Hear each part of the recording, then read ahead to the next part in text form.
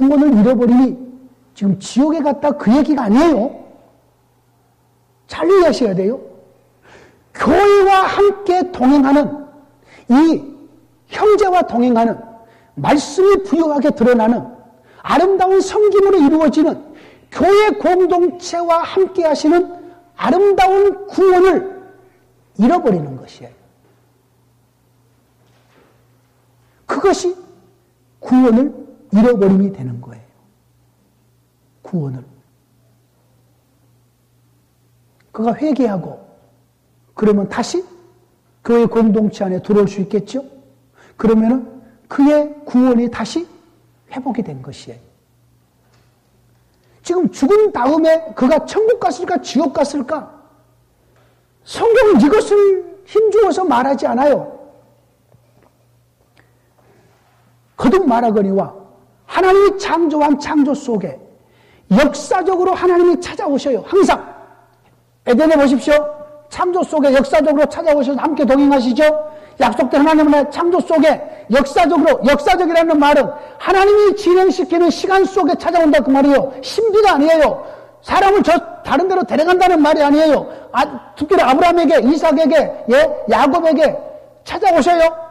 절대 하나님께서 그 백성 이스라엘 중에 출애굽하면서 시내산에서 모세와 함께 찾아오시잖아요. 성막 중에 하나님께서 가나안 땅에 성막을 두시고 성전을 지으시고 찾아오시잖아요. 하나님께서 바벨론에 함께 하시면 찾아오시잖아요. 하나님 육체를 입고 찾아오시잖아요. 하나님께서 자기가 창조한 세상 속에 친히 영으로 죄 문제를 처리하셨으니까 자기 백성 가운데 함께 하시잖아요. 이렇게 역사적으로 찾아오신 그 역사 속에 찾아오신 하나님과 함께 동행함 자체가 그 시대 그 백성들이 누리는 구원이라 그 말입니다. 성경에서 말한 구원이라 그 말이에요. 이것이 지금 우리가 구원을 누리고 있는 것이죠. 구원을 마음대로 맡기하고 있는 것이요. 이 시대에. 우리와 함께 계신 성령님이 하나님의 말씀의 부유함을 가지고 하늘의 신령한 모든 은혜들을 우리에게 누리면서 우리 주님께서 몸으로 우리를 헌신하고 사랑했던 그 사랑을 우리가 마음껏 우리의 몸에 누리면서 하나님의 구원을 이렇게 마음껏 누리고 살고 있는 것이에요. 그래서 주님이 우리에게 기뻐하라고 말씀하신 거예요. 범사에 감사하라고 말씀하시는 거예요. 이 구원의 은혜 때문에 병들어도 가난해도 어떤 상황이 돼도 기뻐하라, 즐거워해라. 우리에게 그렇게 말씀하신 것이에요. 왜? 기뻐할 수 있는 근거를 전부 마련해 놓으시고 즐거워할 수 있는 모든 것을 전부 우리에게 허락해 놓으시고 그러면서 기뻐하라고 말씀하시는 거예요. 뭐가 걱정이고 뭐가 근심이에요. 여러분 한국 사람은요 흑백 논리에 쉽게 빠져요. 그리고 걱정이 너무 많아요. 얼마나 걱정이 많으면 산속에 토끼까지 걱정해요. 토끼야 토끼야 산속에 토끼야 겨울이 오면은 무얼 먹고 사느냐. 왜 걱정해. 그냥 잘 먹고 잘 살다가 봄에 또 만날 거요. 걱정하지 마요. 걱정하지 마요. 우리 주님께서 다 알아서 책임지셔요. 정 먹을 거 없으면 집으로 내려올 거요. 그럼 그때 고구마 몇 개 던져주고 또 눈 좀 더 주면 가라고 그래요. 그냥 잡아먹지 말고 또 여기 미국의 마이애미에 가면은 가오리가 쫙 바닷가에서 이렇게 논일고 있어요. 홍어 잘해요, 홍어. 이거 한 마리짜리 30만 원, 저거 50만 원 넘겠다. 저거 잡아다가 저거 지푸라기 위에 놓고 저거 먹으면 코가 뻥 뚫리고 좋겠다고 한국 사람은 먹을 것부터 생각을 해요. 근데 외국 사람은 와 아름답다. 정말 아름답다. 그 가오리는요 사람이 들어가도 도망가지 않아요. 가오리가 일부러 찾아와서요 사람과 장난을 쳐요. 가오리가 진짜 여러분 제가 또 스킨스쿠버 한다는 얘기 안 했죠? 제가 스킨스쿠버 ISS 자격증을 가지고 있습니다. 스킨스쿠버를 하면요 바다 물고기가 도망을 안 가요. 왜요? 한 번도 저렇게 생긴 동물이 자기를 잡아먹는 적이 없거든. 한 번도. 그래서 스킨스쿠버 바닷속에 들어가면요 물고기들이 도망을 안 가요. 그냥 딱 이러면 손에 찾아오고요 같이 뒹굴어요. 같이 놀아요. 그리고 스킨스쿠버 하는 사람들의 철칙이 있어요. 들어가서 고기를 죽이지 않는다. 자기도 함께 거기서 노니는 거죠. 바닷속이 얼마나 아름다운지 몰라요. 여러분요 지금 우리에게 와 있는 하나님의 나라의 구원이 얼마나 부유한지, 이전에 타락한 이후에, 타락 이전에 아담과 하와도 이와 같은 영광을 누린 적은 없어요. 그러므로 우리가 지금 누리고 있는 구원이 하나님의 창조에서부터 지금까지 하나님의 예수 그리스도의 부활로 말미암아서 주어지는 임마누엘의 성령 하나님의 일지하심이 최고의 정점에 있어요. 최고의 정점에. 이런 구원의 부유함을 많은 성도들이, 목회자들이 놓쳐버려요. 하나님과 함께하고 계시는 이 영광스러움은 좀 건강이 없다고, 돈이 없다고, 이것저것 좀 없다고 거기에 매여서 얼굴 찡그리고 힘들게 살아요. 아니에요. 이 세상 모든 것이 우리 아버지의 것이, 우리 아버지 집에 살고 있어요. 뭐가 걱정이에요? 예?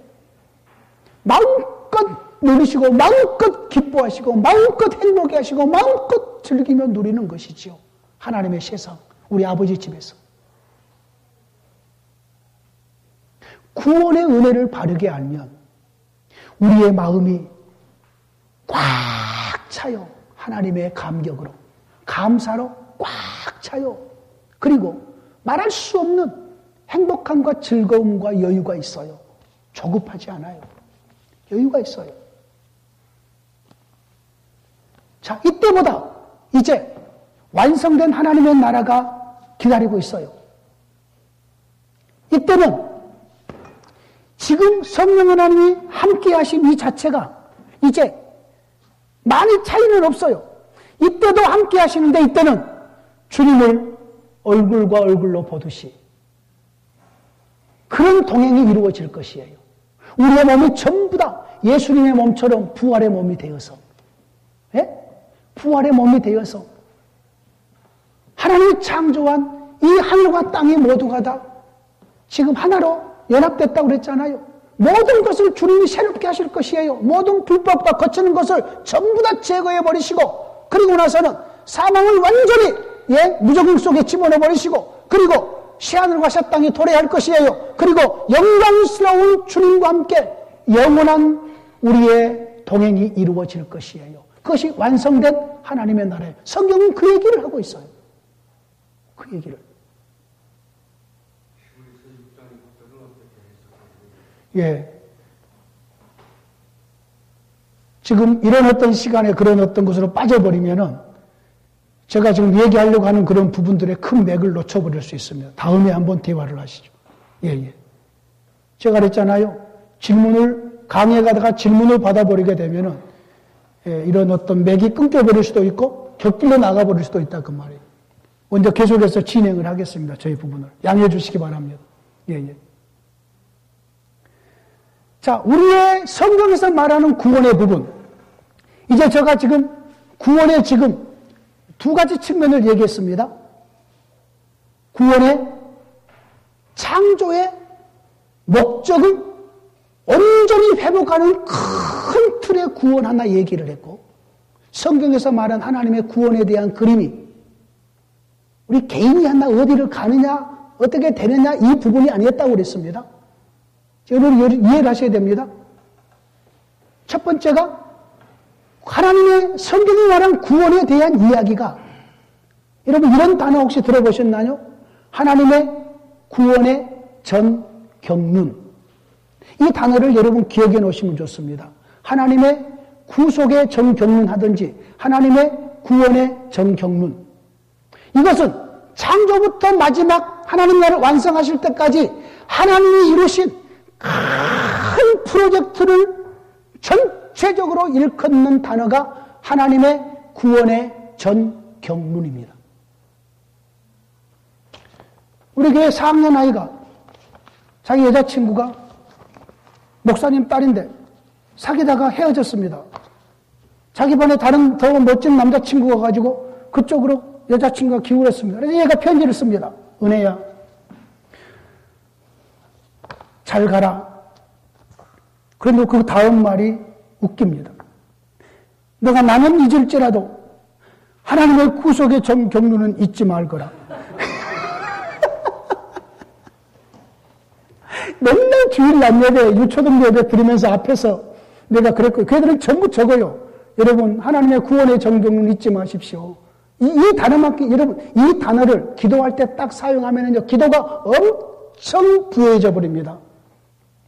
하나님 이 시대를 살게 하시고, 이 마지막 시대에 하나님의 구속의 정경륜을 이루어가는 그 일에 우리를 동참시켜 주시고, 우리를 불러주시오니 감사합니다.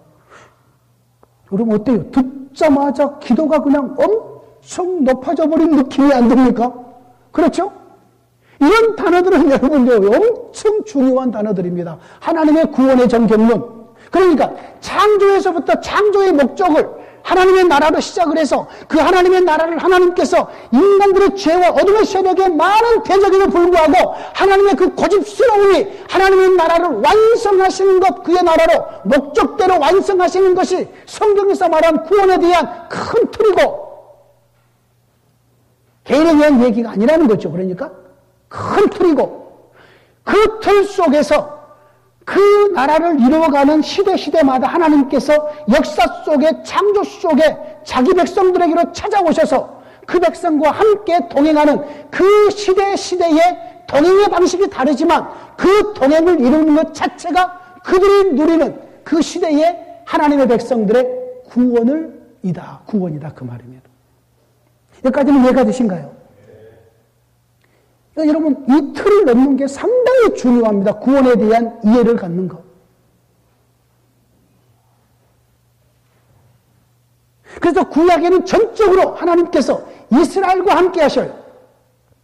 신약에는 전적으로 교회와 함께 하셔요. 교회와. 예수님의 십자가가 교회를 세우기, 십자가와 부활이 교회를 세우기 위한 거라고 했잖아요. 그러니까 신약에는 전체적으로 교회 이야기예요. 로마서, 로마교회 보는 편지잖아요. 고린도전서, 고린도교회 보는 편지잖아요.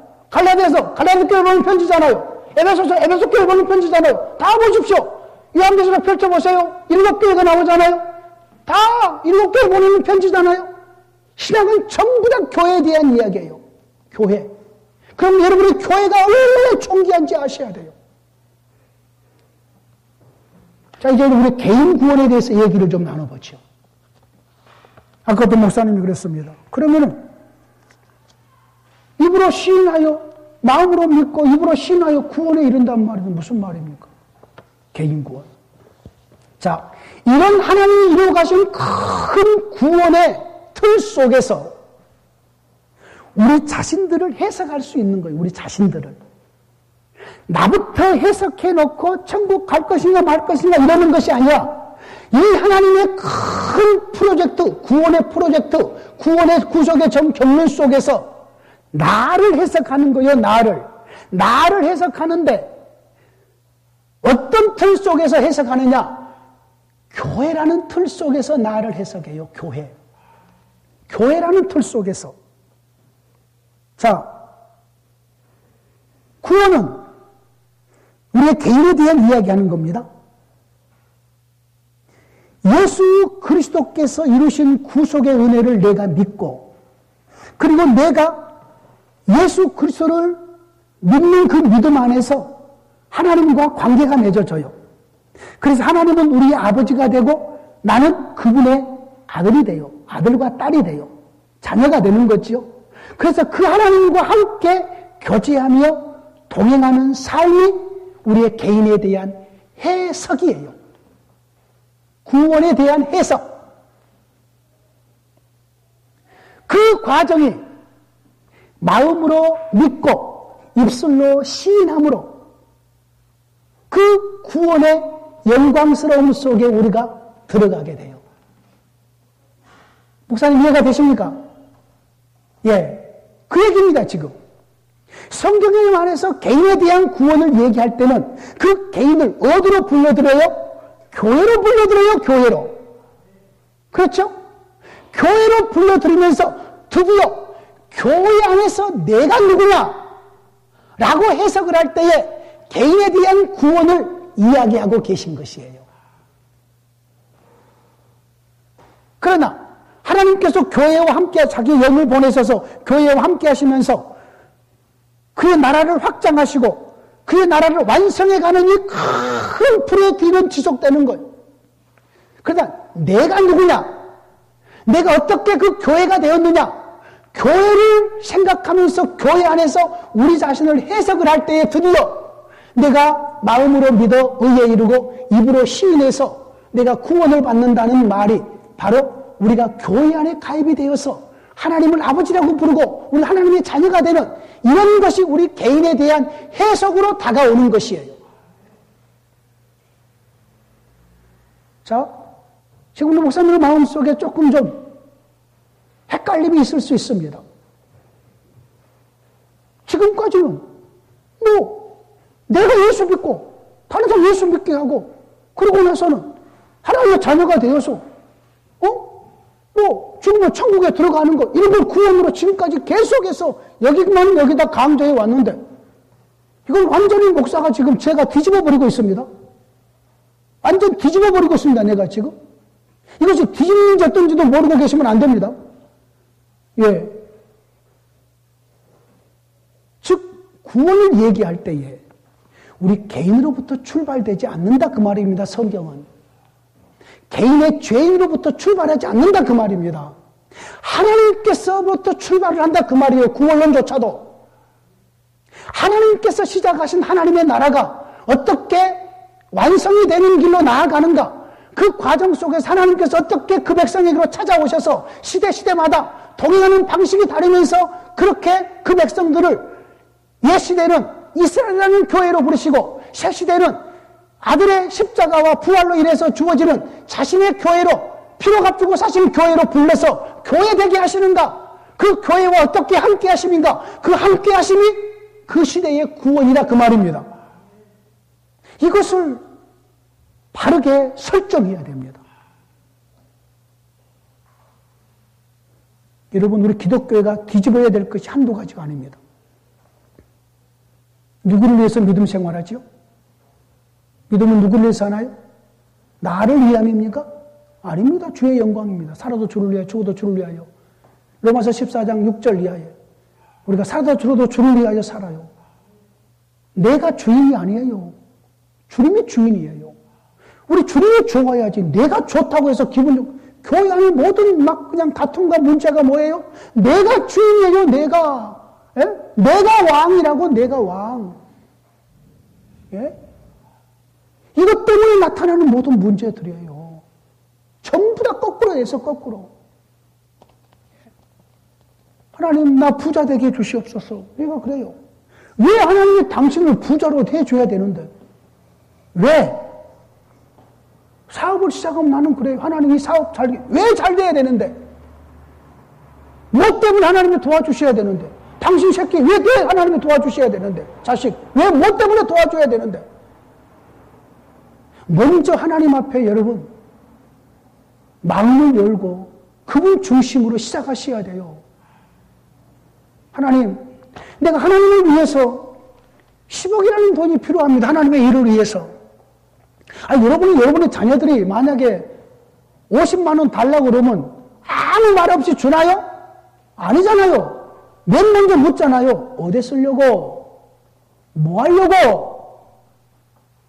나 가서 이걸로 가지고 담배 사고 술 사고 좀 친구들이랑 놀려고 그러면 여러분 주겠어요?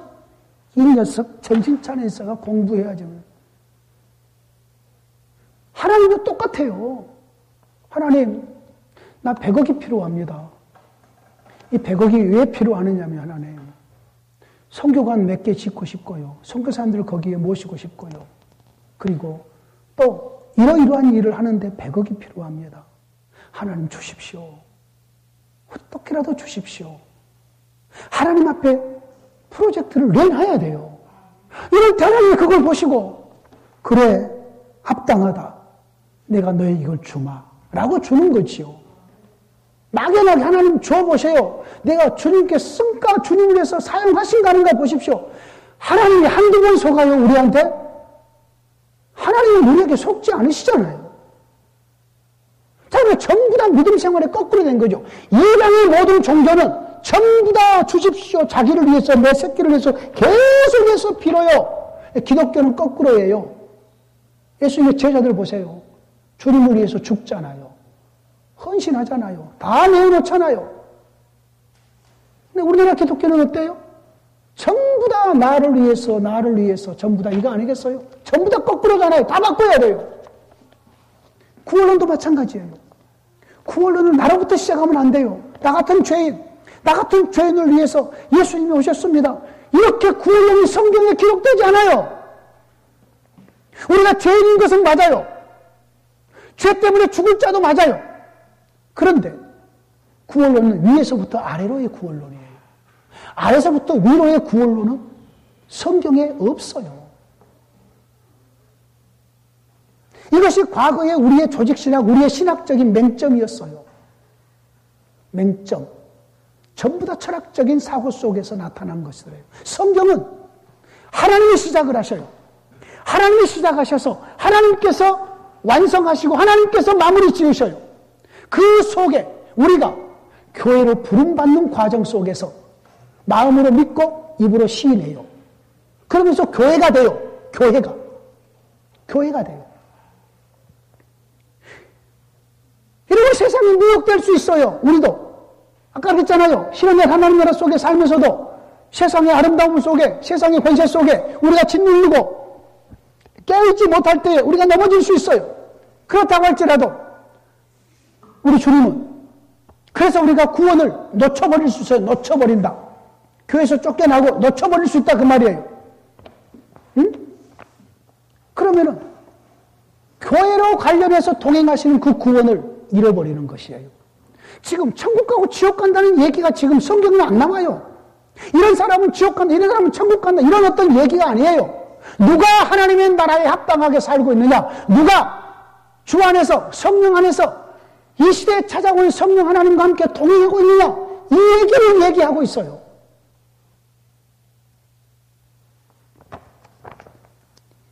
여러분, 우리 개인과 관련해서 구원에 대한 이해, 여러분 이해가 되셨죠?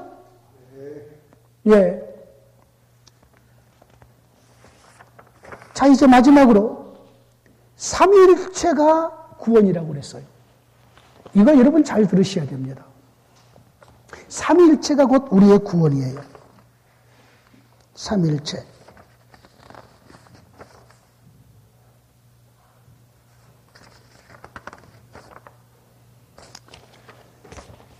여러분, 삼위일체가 어디서 맨 먼저 나오냐면은 마태복음 3장 예수님께서 세례 요한에게 세례 받을 때에 처음으로 삼위 하나님이 등장하셔요.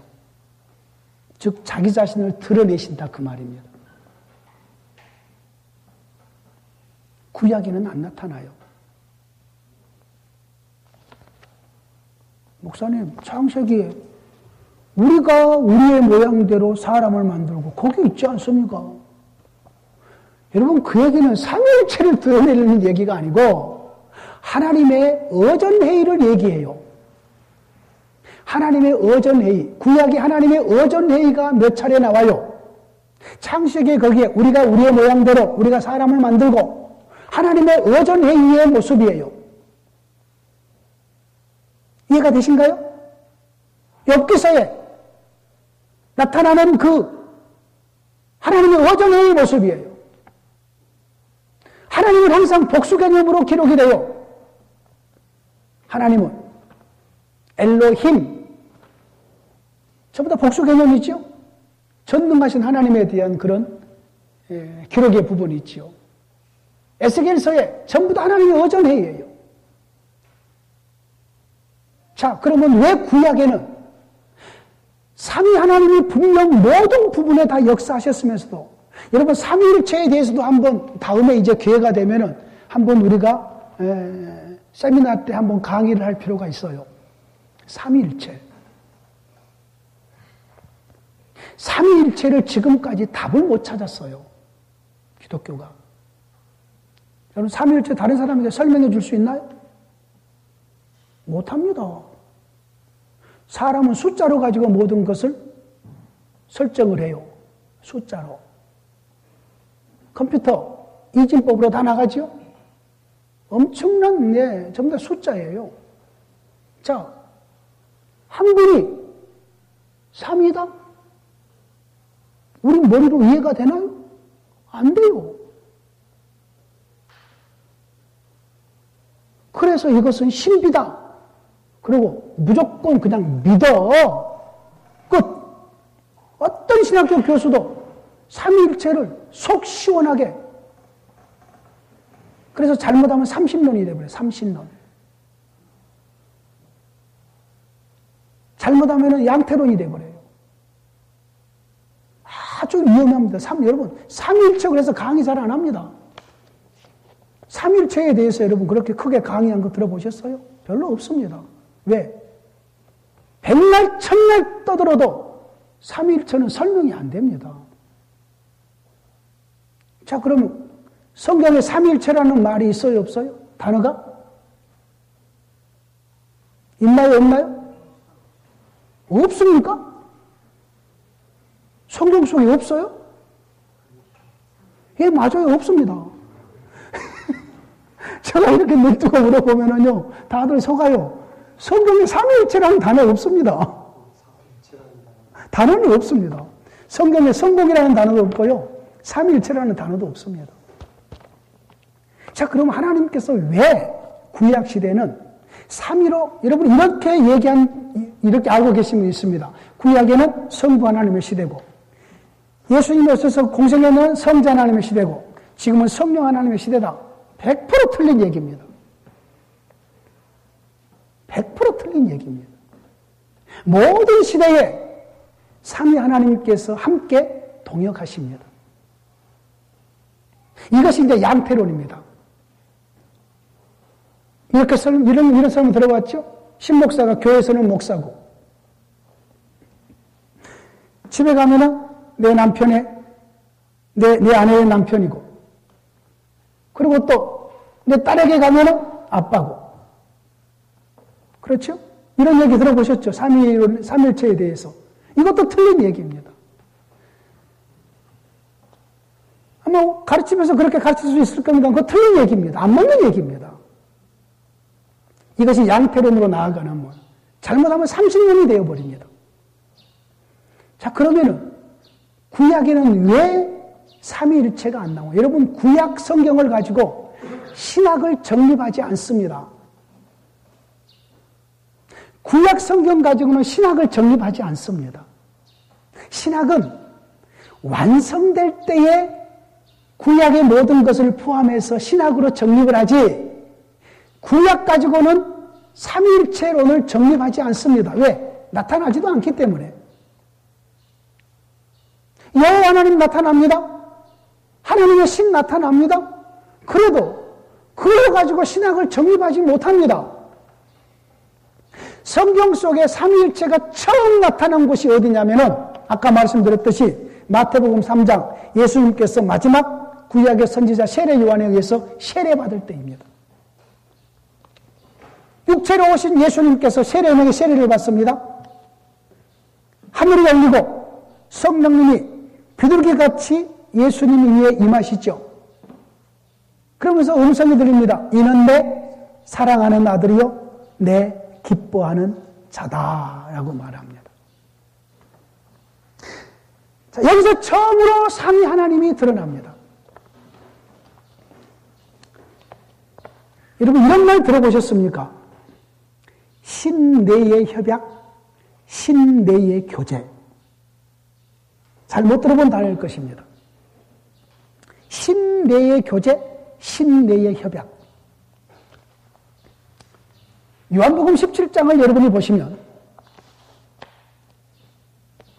예수님이 긴 기도를 하십니다. 그러면서 이런 말씀을 하십니다. 창세 전에 아버지와 함께 가지셨던 영광을 얘기를 하죠. 여러분, 왜 지금 저한테 토라지셨습니까? 왜 여러분? 반응이 없으셔요. 창세 전에 아버지와 함께 가지셨던 영광에 대한 얘기하죠. 그렇죠? 예. 자, 잘 들으셔야 됩니다. 예수님이 세례를 받으실 때에 죄가 없으신데 세례요한에게 세례를 받으면서 이와 같이 하여 하나님의 의를 이루는 것이 합당하다라고 말합니다. 여기 하나님의 의는 무엇을 얘기하냐면은 예수님이 창조주 하나님이시지만 죄인들의 대표가 되어서 죄인들의 죄 문제를 처해서 자기 백성들을 전부 다 품에 품으시고 아버지의 품으로 가실 것에 대한 것을 얘기합니다. 자, 우리의 구원에 대한 가장 깊이 있는 설명이 삼위일체가 우리의 구원이라는 단어 내용인데, 삼위일체가 우리의 구원이라는 말인데, 그 삼위일체가 처음으로 예수님의 세례받는 때에 나타난다 그 말입니다. 근데 세례받는 그 예수님이 세례를 받는 목적이 죄인들의 대표자가 되신 겁니다. 그래서 그것을 가리켜서 메시아 임직식이라고 합니다. 메시아 임직식. 자, 아까 예수님께서 육체로 오셔야지만 우리의 구원자가 된다는 거 세 가지 기억하신가요? 첫째, 여러분 적어놓으면 이런 것이 아니라 머릿속에 빨리빨리 외우셔야 돼요. 첫 번째 뭐죠? 왜 예수님이 우리와 같은 육체로 오셔야지만 우리의 구원자가 될 수 있나요? 첫사람 아담이 우리와 같은 육체 안에서 하나님께 죄를 입었기 때문에 똑같은 육체로 입고 오셔서 그 죄 문제를 속상해야 됩니다. 두 번째, 우리와 같은 육체로 오셔야지만 우리의 대표자가 되십니다. 세 번째로, 우리와 같은 육체로 오셔야지만 우리의 형제가 되어서 우리와 한 몸을 이루어 우리 모두를 이끌고 아버지의 보좌 앞으로 나아갑니다. 자, 이것이 삼위일체가 우리의 구원이라는 것을 이해하는 베이스입니다. 자, 예수님이 우리의 대표로, 육체로 오신 예수님이 죄가 없으시지만 우리의 대표로 예수님이 세례 요한에게 세례를 받았습니다. 그러면 그때로부터 이제 예수님은 우리의 대표자가 되셨습니다. 맞죠? 메시아 임직식을 하시고 우리의 대표자가 된 거 맞죠? 그때로부터 대표자가 됩니다. 자, 그 예수님에게 어떤 상황이 일어난가 보십시오. 우리의 대표자면, 여러분, 체육대회를 할 때에 맨 앞에 간 사람이 선서를 합니다. 이 모든 선서가 전부 다 누구의 선서인가요? 모든 나머지 선수들의 선서입니다. 자, 예수님, 우리의 대표자가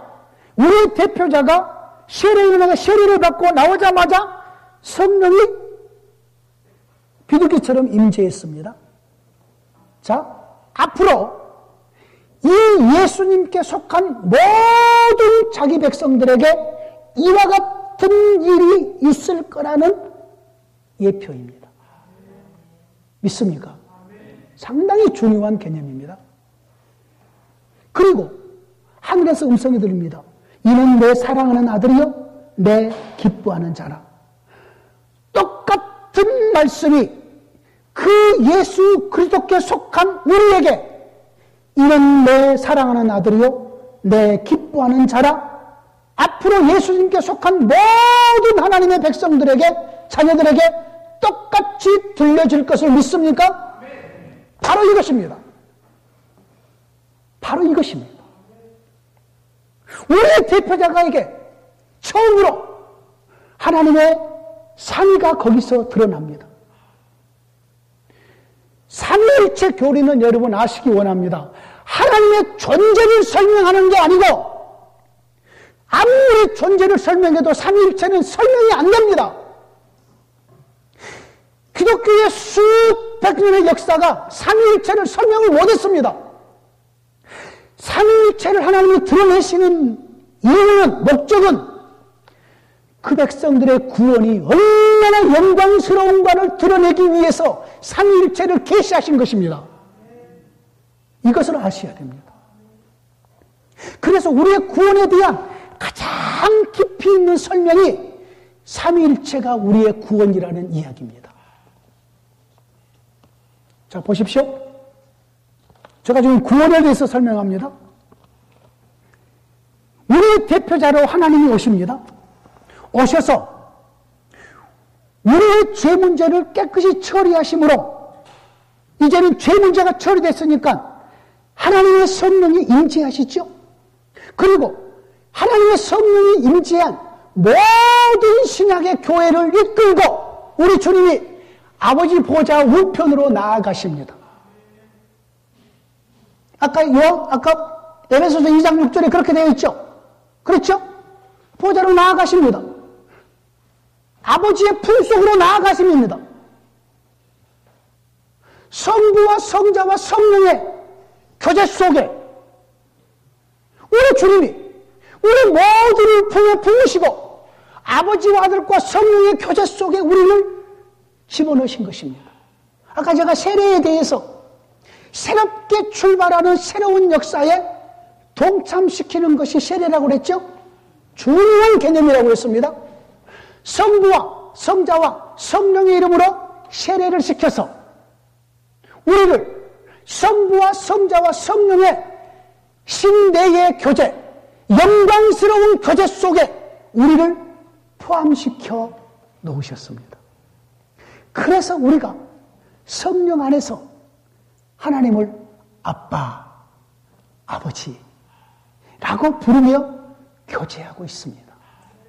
우리의 기도가 예수 그리스도의 이름으로 아빠,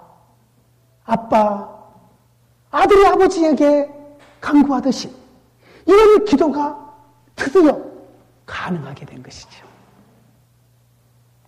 삼위일체를 하나님께서 드러내신 이유가 하나님은 이렇게 존재하신다, 이것을 얘기하는 것이 아니고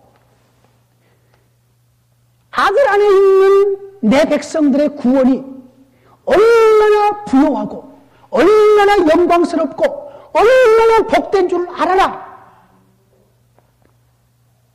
신약의 교회가 하늘 보좌에 아버지의 품속에 있는 교제고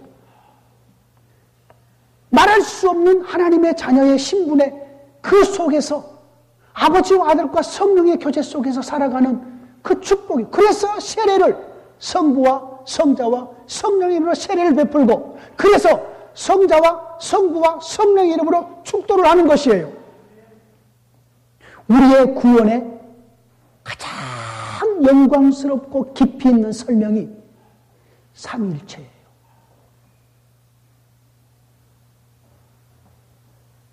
이것이 지금의 신학, 최근에 개진된 신학의 우리의 구원에 대한 설명이에요.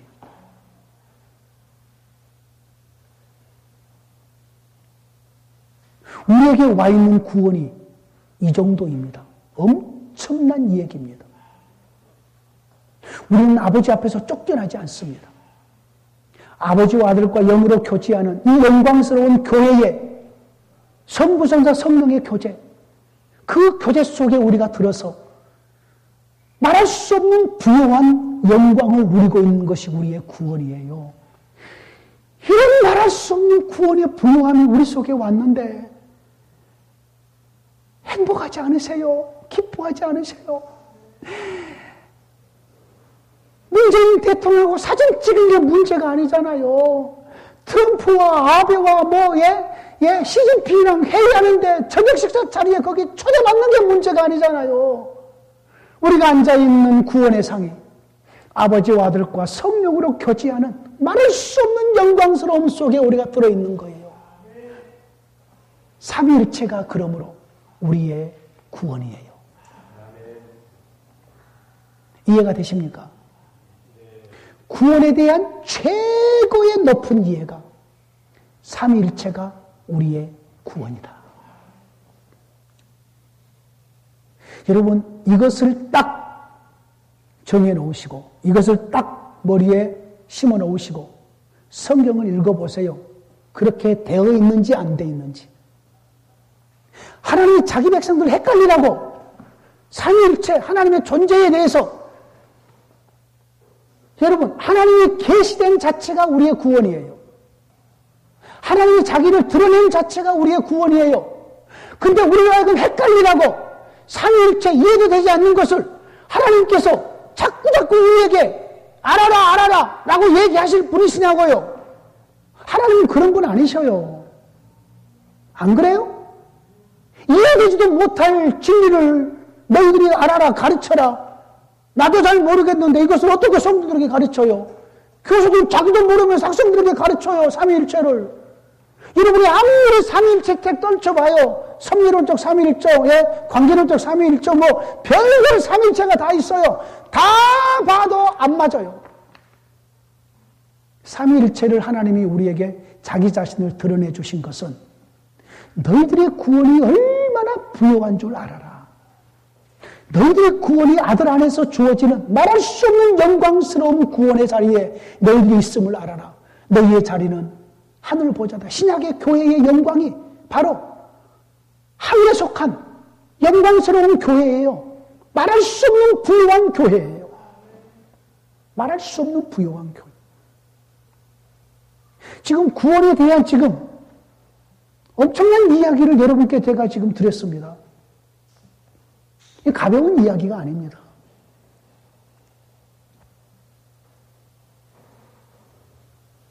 가끔 이런 강의를 하면은 어떤 목사님 이렇게 물어요.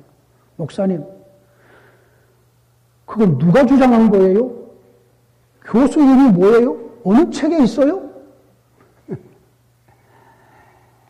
여러분요, 목사들은 성경을 연구하는데 미쳐야 됩니다. 거기에 미쳐버려야 됩니다. 어떤 신학자의 책을 읽으면서 깨달음이 있으면 그걸 붙잡고 신음해야 됩니다. 그리고 그 부분에서 완전히 깨달음을 얻고 내 것으로 만들어버려야 됩니다. 제가 지금 원고를 준비했지만 원고 한 번도 여러분 보면서 내가 강의하던가요? 안 봅니다. 내 안에 들어있는 체계화이기 때문에. 어떤 교수가 어떤 얘기를 했는지 잘 몰라요. 다 연구에 뽑아왔던 것들을 이것저것 공부했던 거기 때문에 누가 이렇게 주장했다는 거 잘 몰라요. 난 그건 모르겠어요. 게알더스 보스, 리덜 보스, 뭐 아니면 레드, 뭐 아니면은 누구, 그래면 골조워도 뭐 잘 몰라요. 그분들의 도움은 받았죠. 그러나 여러분, 삼위일체가 우리의 구원이라는 것은 여러분이 구원에 대해서 우리가 구원을 전하는 자들이잖아요. 그러므로 우리의 구원을 가장 깊이 있게 설명하는 이 설명을 여러분께서 여러분 안에 체계화시켜 놓으시라고요. 그러면 우리 자신들이 말할 수 없이 영광스러워요. 나를 아들의 품속에 품으시고 부활의 영을 우리 가운데 주셔서 아버지와 아들과 영광스러운 교제 속에, 삼위의 그 교제 속에, 신내의 교제 속에 나를 불러주시고 초대해 주시고 포함시켜 주셨다니 말할 수 없이 영광스러움이 주어지는 거죠. 말할 수 없는 영광스러움이 주어지는 거예요. 제가 지금 구원에 대해서 여러 측면을 얘기를 했습니다. 근데 제가 개인로부터 시작된 구원은 조금밖에 얘기 안 했죠. 그렇죠? 성경이 그렇게 얘기하고 있습니다. 여러분 이제 돌아가셔서 내일 세미나 끝나면 돌아가셔서 전부 다 한번 성경을 다시 한번 뒤져보십시오. 그런지 안 그런지 뒤져보십시오. 그리고 여기 강의했던 것, 작년에 5일 했던 것 여러분 신청하셔서 전부 다 5일 동안 들어보십시오. 올해 또 3일 강의했던 것 전부 다 녹음될 겁니다. 지금 다 녹화하고 있으니까 여러분 가서 또 USB에 담아 드릴 테니까 가서 1년 내내 들어보면서 과연 그런가 안 그런가 여러분께서 한번 실험해 보십시오. 그런가 안 그런가. 이 시대에 지금 가장 최근에 개진된 신학이 지금 성경을, 구원을 이렇게 정립을 합니다. 이렇게 이 땅 위에서 육체로 있을 때에 하나님과 동행한 자기 백성을 육체로 이 세상에 떠날 때에 그분이 영광스러운 그의 나라로, 그의 낙원으로 우리를 인도하지 않으시겠냐고요. 예? 그렇죠? 반드시 인도하시죠. 반드시 인도하시죠. 하나님 자기 백성을 버리신 바가 없습니다. 그러므로 구원이라는 개념 자체를 죽은 다음에다가 미래에다가 놓지 마시고 지금 우리에게 찾아오신 하나님의 영과 동행하심을 마음껏 마음껏 누리시고 그 하나님이 여러분의 주인이 되게 하시고 그 하나님의 인도하심과 감동하심에 따라서 사시고 그리고 아무리 작은 일이라도 그분이 싫어하는 것은 하지 마시고 아무리 싫은 일이라도 그분이 원하시면 행하십시오. 그러면 여러분 안에 기쁨이 더해질 것입니다. 이것보다 더 좋은 길은 없습니다.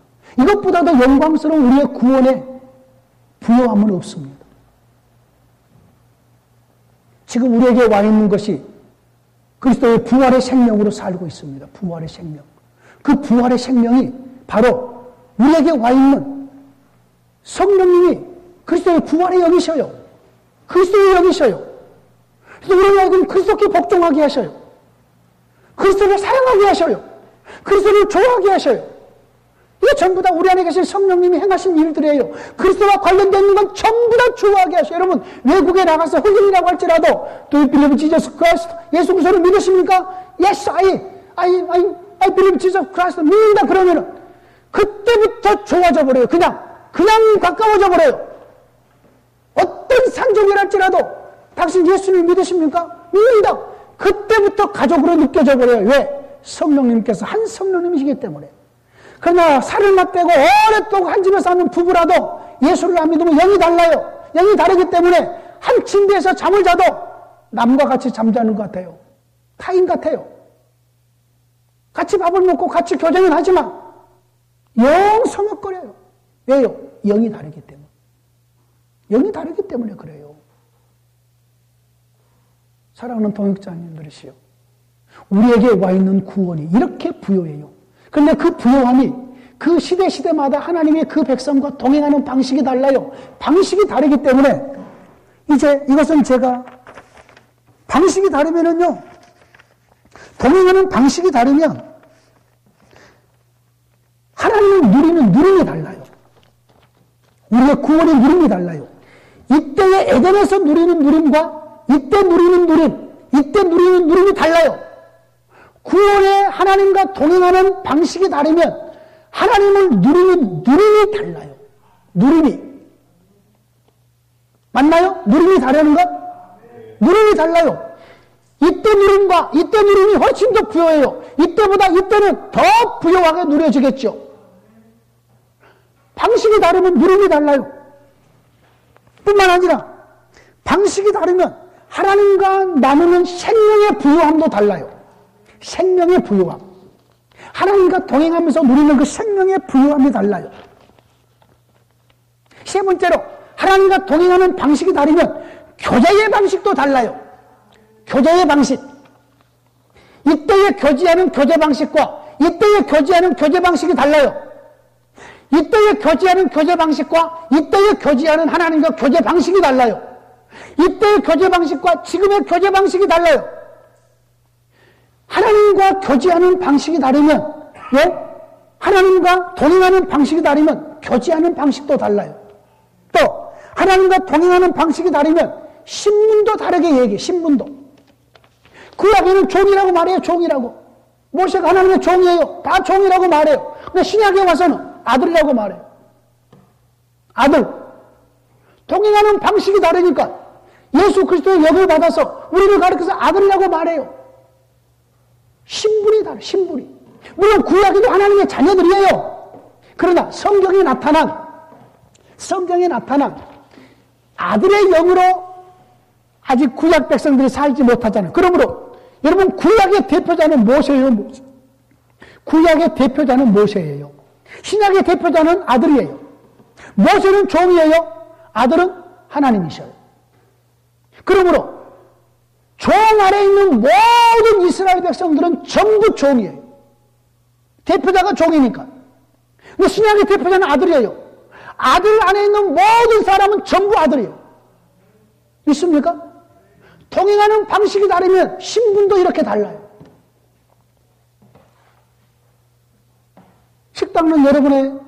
식당을 한다고 만약에 종업원이 친구가 오면은 여러분 종업원처럼 대할 거 아니에요. 종업원 친구니까. 근데 아들 친구가 오면 아들처럼 대할 거 아니에요. 그렇죠? 아들 안에서 우리에게 주어지는 것이 무엇인가? 아들 안에서 우리에게 완성된 것이 무엇인가? 이것을 설교해야 돼요. 그래야 복음이 돼요. 구약에서 아무리 어떤 법률을 택해가지고 우리가 하나님을 이렇게 섬깁시다, 이렇게 충성합시다, 이 사람을 본받읍시다, 아무리 여러분께서 강조해도 그건 복음이 아니에요. 구약의 윤리는, 그것은 신약의 윤리보다 훨씬 떨어져요. 구약의 윤리는 지금 교회 밖에 있는 윤리 수준이에요. 구약의 윤리는. 왜? 예수님이 없잖아요, 교회 밖에. 구약 예수님 오시지 않았잖아요. 그러므로 예수님이 오시기 전에 윤리, 지금 교회 밖의 윤리, 같은 윤리, 거의 비슷한 윤리예요. 비슷한 윤리예요. 그러므로 동행하는 방식이 다르면은 윤리도 다를 뿐만 아니라 영적인 분량도 다를 뿐만 아니라 신분도 다른 거예요. 신분도. 또 동행하는 방식이 다르면 여러분요, 윤리도 달라요. 윤리도. 아까 얘기했죠, 금방. 윤리도 달라요. 윤리. 동행하는 방식이 다르면 사명도 달라요. 구약에 언제 하나님께서 선교사를 전 세계에 보낸 적이 있던가요? 없습니다. 예수님이 가까이 온 하나님의 나라 속에서도 예수님께서 잃어버린 내 백성에게로 가라고 말합니다. 그렇죠? 제자들에게. 그런데 이제 주님께서 이루신 십자가와 부활로 이제는 하늘과 땅의 권세를 가지고 시원된 하나님의 나라 속에서는 자기 백성들을 모든 민족, 모든 족속에게로 드디어 보내요. 사명이 달라요, 사명이. 사명이 달라요. 구원의 누림이, 하나님의 동행이 우리에게는 지금 이 시대에는 믿음의 분량만큼 봉사하고, 믿음의 분량만큼 헌신하고, 믿음의 분량만큼 드릴 수 있어요. 직분이 문제가 아니에요. 이제 막 믿음 생활을 해도 믿음의 분량만큼 하나님 앞에 헌신할 수 있어요. 여러분 가장 행복할 때가 언제인 줄 아세요? 우리나라 사람 참 아이러니해요. 예수 믿고 막 몇 개월 될 때가 가장 행복했어요. 믿음 생활하면 오래 할수록 뺀질거려져서 점점 실증이 나고 그냥 예배가 pompe스럽고 찬송이 5절까지 있으면 왜 찬송이 5절까지냐 해서 하는 거죠. 가장 행복할 때가 언제예요? 믿음 생활 막 시작해가지고 이제는 구원받고 하나님의 자녀가 생명을 들어 결혼생활 막 해가지고 이때가 가장 행복한 거죠. 세월이 더 가면 더 갈수록 좋아야 되는데, 예? 가장 좋아야 되는데, 예? 부부가 서로, 예? 글자 맞추기 하는 거죠. 나이 대신 60년 할머니가, 예? 할머니가 여기다가, 예? 글자 맞추기, 특별히 할아버지가 맞추는 거죠? 가장 좋은 어떤, 예? 그거 여러분 전부 아는 얘기 아니에요?